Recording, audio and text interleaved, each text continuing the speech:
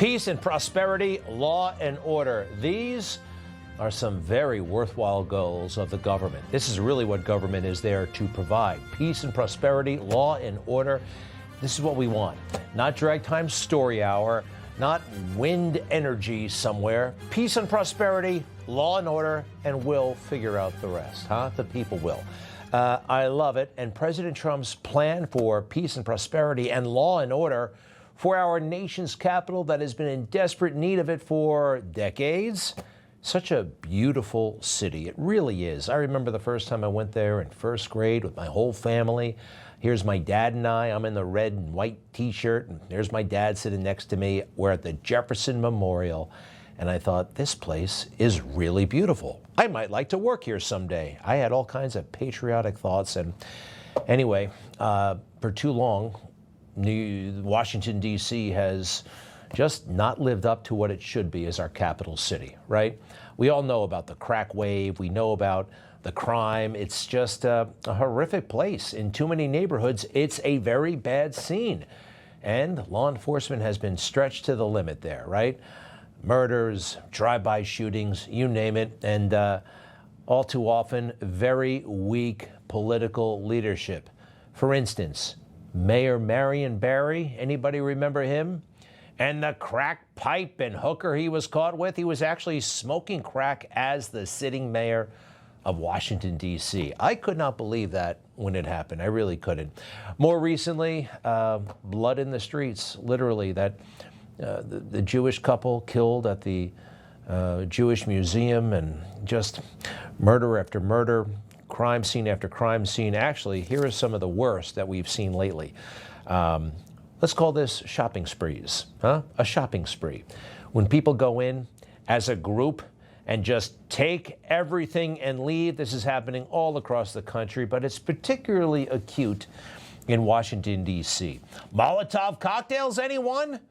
Thrown at the Cuban embassy? I'm not a big fan of Cuba, but they shouldn't have Molotov cocktails thrown at them. How about the stabbing at the laundromat? Bad stuff happens every single day in that city, and people are getting sick of it.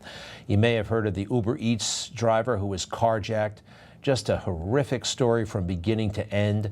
The Doge staffer, President Trump and Elon Musk, personally affected by this.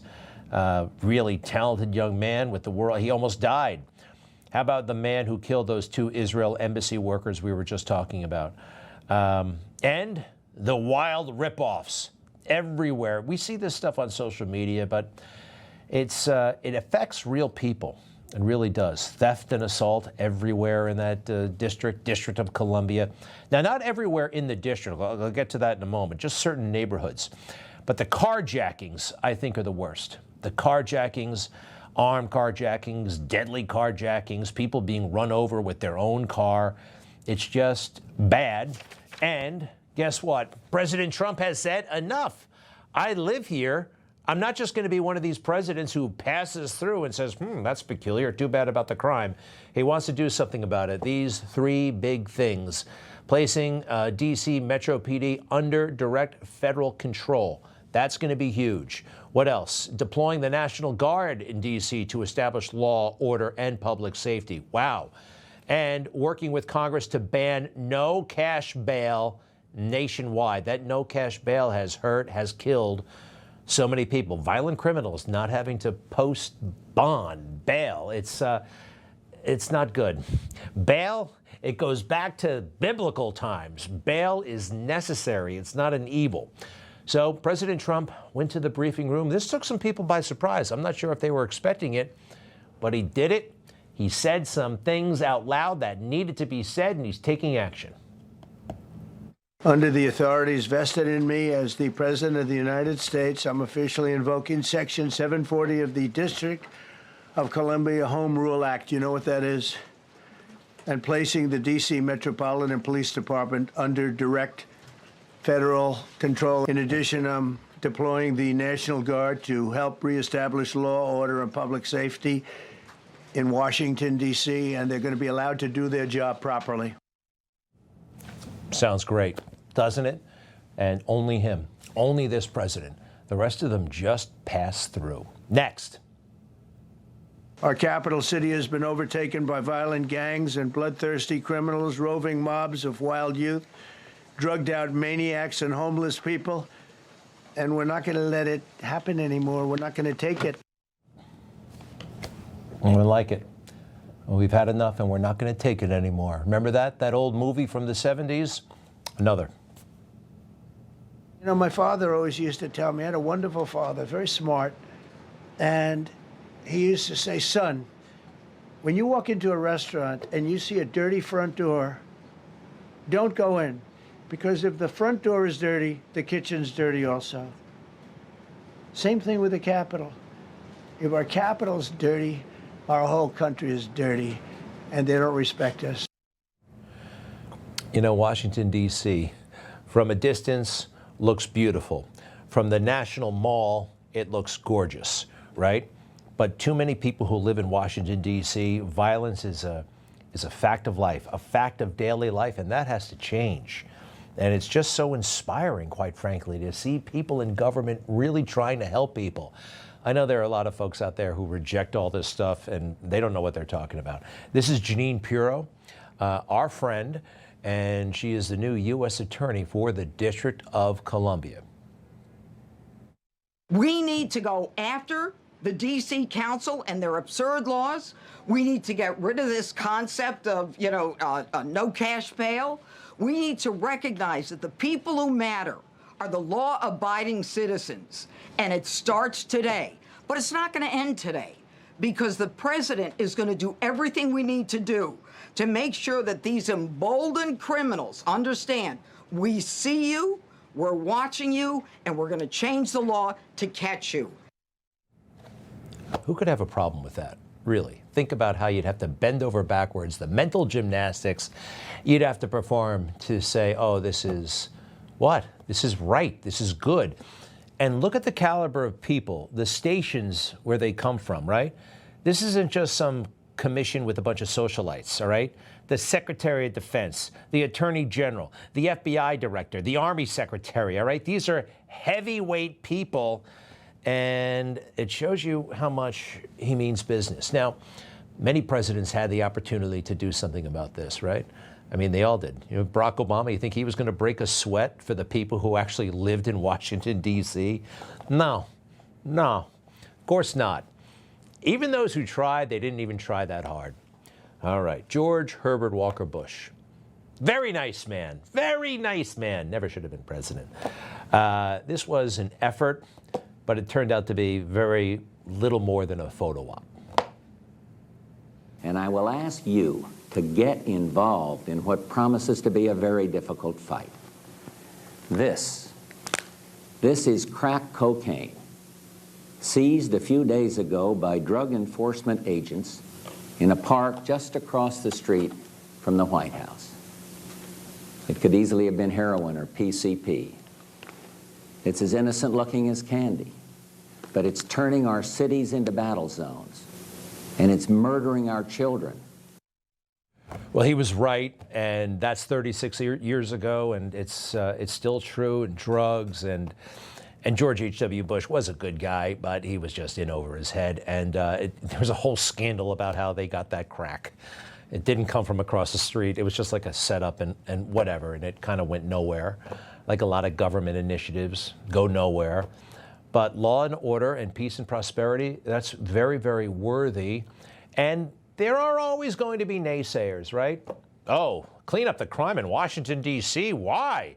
They're doing so well right now. The Justice Department announced that D.C. violent crime levels were at 30-year lows. And this year, they dropped further. So there is no crime wave here. But last year, violent crime in D.C. was actually at a 30-year low. He portrayed D.C. as a city awash in crime, in crisis, a place that's unsafe to walk the streets. That's just not true. The Justice Department issued a press release and said that violent crime in D.C. had hit a 30-year low. We found something on the internet. Found something on the internet that cancels everything that President Trump said. We found something on the internet. On the internet. All right, they're playing a game here as well. Some of them don't even realize they're playing it because they found something on the internet. So 30 years ago, you actually have to go back to the early 90s because there's a bit of a lag with these numbers. And let's go back 30 years ago, okay? It was the murder capital of the world. Washington, D.C. was in, oh, sorry about that. I knew this was going to happen. Oh, come on, wait, 1, 2, 3. All right, you gotta kind of trust me. Here we go. Washington remained U.S. murder capital in 1990. Carjacking laws they had to pass in 92. 1998 killing. Okay, homicides in D.C. top in the 1992 area. Now, killings start to decline in 1998. Now, is that significant? No. Like, all of the declines that they're talking about are coming off of peaks that had just happened. So only fake news people looking to tell a story, right? They're looking for a narrative. Most people are looking for law and order, peace and prosperity, safety. Everybody, literally everybody across the fake news was so poised to hammer this. This is not true. It is true, but watch them try. When I see this, and I understand the moment that we're covering here and that Donald Trump is escalating this, my first question as a reporter is, why is this issue, and again, you're going to get into the fact check of what is wrong about his figures or not, but why is this the top of the President of the United States agenda today? And I think that's an important question for us to think about as we think about everything that's on his plate. What's his angle here? Notice how the president is escalatory. President, law enforcement is escalatory, trying to save people, trying to reduce violence. They think that the bad guys are the good guys and the good guys are the bad guys, accusing the president of being escalatory. Next. The going after this city or other cities is sort of crime-ridden. This was the heart of many of the campaigns and political agenda that Trump puts before voters. And so to me, I see him dipping back into a well of something he feels is a strong suit and where he thinks he has stronger footing, the way he does with immigration or border security, which to me also then begs the question, well, what is he a little nervous about over here if he needs to dip into this well right now on this topic? Yeah. Now, who says reporters are too cynical, right? Who says that? Why is he doing this? So he's probably trying to cover up for Epstein. Is that where that's where they're going? And they're also trying to hint that this is a racial thing, okay? Sorry, yes, cities. Cities tend to be where crime is, all right? That's where it's concentrated, almost by definition, cities. Anyway, they broke out somebody else, right? They're fake fact checker. And the crazy lady with the glasses, too. Go ahead. We are going to now do a deep dive into the fact check, claiming that Washington, D.C. is getting worse. And I want to bring in the one and only Daniel Dale. Daniel. There was a lot of deception from the president there. So here's a reality check. There is no doubt that D.C. has for decades been a high crime city. It is among the U.S. cities with the highest homicide rates, though there are a bunch of other big cities that are worse. And D.C. did indeed have a big crime spike in 2023, which is the year the president kept citing. You can stop right there, okay? He had to acknowledge what needed to be acknowledged. Serious crime, but then they're going to go in onto the, if you look at it this way, and we found an essay that says this, and then they just will never give President Trump the benefit of the doubt. Do we have another one? Do we have one more? Actually, we do. Check it out.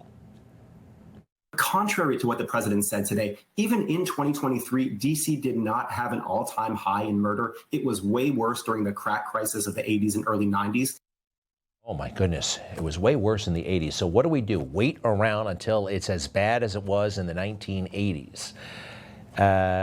It's kind of disgusting the way they operate. And also, they're on their computers. They're on their phones. They're talking to their friends, right? And they don't live where the crime is. Washington, D.C. I lived there for about 4 years. I also avoided the crime area, but I had no illusion about where I lived and what was going on in the rest of the city. Take a look. This is Washington, D.C., okay? Now, this is Northwest, all this stuff over here. And here's the mall and all the, the nice things, right?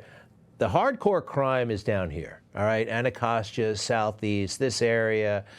Sometimes it's also in here, but I mean, this is what we're talking about. And Dana Bash and the other guy with the glasses and the other guy, they don't live there. They don't. I know they don't. And I mean, and you can tell too. Information. Truth is freedom. Is Newsmax. It's real news for real people.